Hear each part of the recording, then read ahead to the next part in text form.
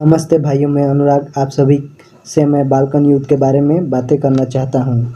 Balkan शब्द तुर्की शब्द है जिसका अर्थ होता है पहाड़, जो डेन्यूब सागर और एजियन सागर के बीच विस्तृत था।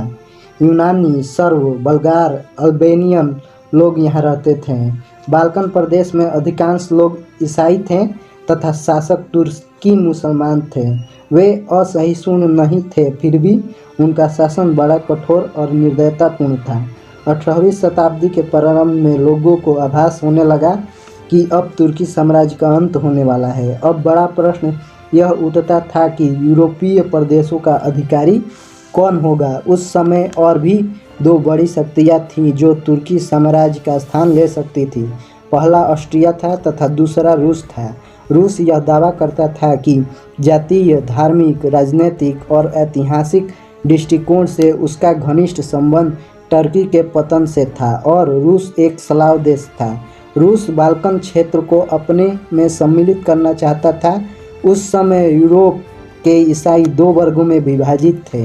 पूर्वी भाग के ईसाई को ग्रीक ईसाई कहा जाता था तथा पश्चिमी भाग के ईसाई को रोमन ईसाई कहा जाता था। बाल्कन क्षेत्र पूर्व के तरफ था, इसलिए यहाँ के ईसाई यूनानी ईसाई कहे जाते थे और रूस यूनानी चर्च का प्रधान हुआ करता था। रूस की इच्छा थी कि तुर्की साम्राज्य के ग्रीक ईसाइयों के अधीन आ जाए।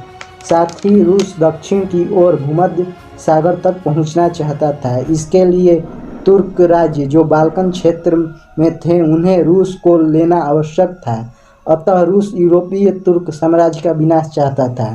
इंग्लैंड रूस के प्रसार से भयभीत था क्योंकि इससे उसके हितों पर जो मध्य पूर्व और भारत में थे बड़ा धक्का पहुंचता है। इंग्लैंड चाहता था कि तुर्की मजबूत बना रहे ताकि रूस के साम्राज्य विस्तार को रोक सके। मतलब रूस और इंग्लैंड की नीतियां एक दूसरे के विरुद्ध थी। एक ओर तुर्की साम्राज्य का पतन रूस चाहता था तथा दूसरी ओर तुर्की साम्राज्य को मजबूत बनाना इंग्लैंड चाहता था। इसी समय ऑस्ट्रिया भी बाल्कन क्षेत्र में अपना दबदबा चाहता था ताकि काला सागर तक पहुंच सके। इन स्थितियों को देखते हुए बाल्कन देशों ने हाल ही में तुर्की से स्वतंत्र हुए थे, उन्होंने मिलकर अपना एक संघ बना लिया जो 1912 के सर्बिया तथा बुल्गारिया के संधि में संभव हुआ। इस संघ को बाल्कन संघ के नाम से जाना गया। 27 मई 1912 की यूनान तथा अगस्त में मोंटेनीग्रो भी इसमें शामिल हो गया। इस संघ का मुख्य उद्देश्य था यदि कोई देश बाल्कन संघ के देश पर आक्रमण करता है तो सदस्य देश उसकी मिलकर रक्षा करेंगे। टर्की पर आक्रमण करके उसके क्षेत्र को अधिग्रहित करके आपस में बांट लेंगे। बाल्कन संघ मैसेडोनिया को जीतकर अपने में मिला लेना चाहता था।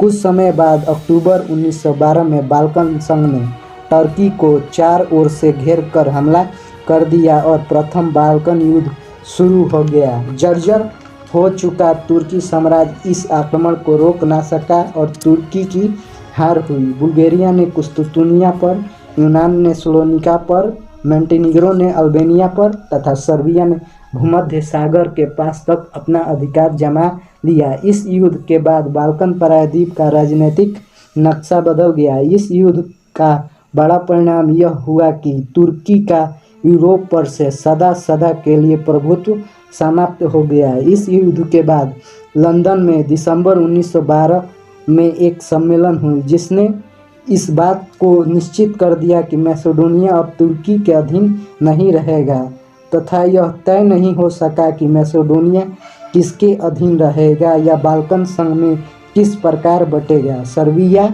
और बुल्गारिया मैसेडोनिया पर अधिक से अधिक अपना अधिकार जमाना चाहते थे। यूनान भी अपना कुछ हिस्सा मैसेडोनिया में चाहता था। ऐसी स्थिति में मैसेडोनिया बंटवारा काफ़ी कठिन था। वार्ता द्वारा सर्बिया और बुल्गारिया के प्रश्न को न सुलझा सका गया।